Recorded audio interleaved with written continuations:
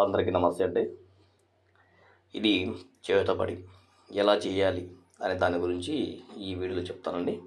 అలాగే శత్రునాశనం, సర్వనాశనం ఏంటంటే ఎవరైతే మనల్ని ఇబ్బంది పెడుతున్నారో, ఎవరైతే మనను క్షీణిస్తున్నారో వాళ్ళని తిరిగి అంతం చేయడం కొరకు, అలాగే వాళ్ళని తిరిగి మనసానం పడేయడం కొరకు ఈ యొక్క వీడియో. ఇది మనం ఫస్ట్గా మూలమంత్రాన్ని ఎంచుకోవాలన్నమాట.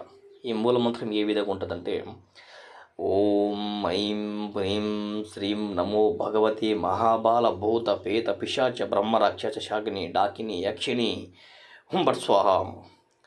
ఓం హ్రాం హ్రీం హుం ఠం ఠం ఫట్ స్వాహ అని ఈ యొక్క మంత్రాన్ని మనం జపించాల్సి వస్తుంది.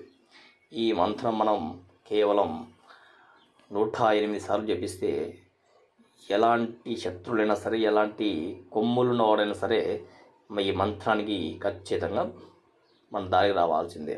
అలాగే మంచాన పడాలంటే ఒక్క రోజులో అవుతుందండి.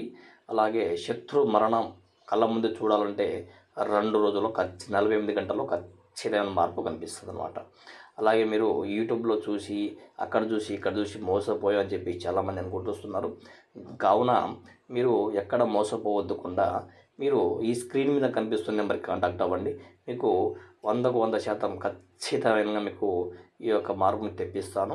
అలాగే మా యొక్క ఛానల్ మీరు మొదటిసారిగా చూస్తున్నట్టయితే సబ్స్క్రైబ్ చేయండి, లైక్ చేయండి, షేర్ చేయండి. ధన్యవాదాలు. శ్రీ గురుభ్యో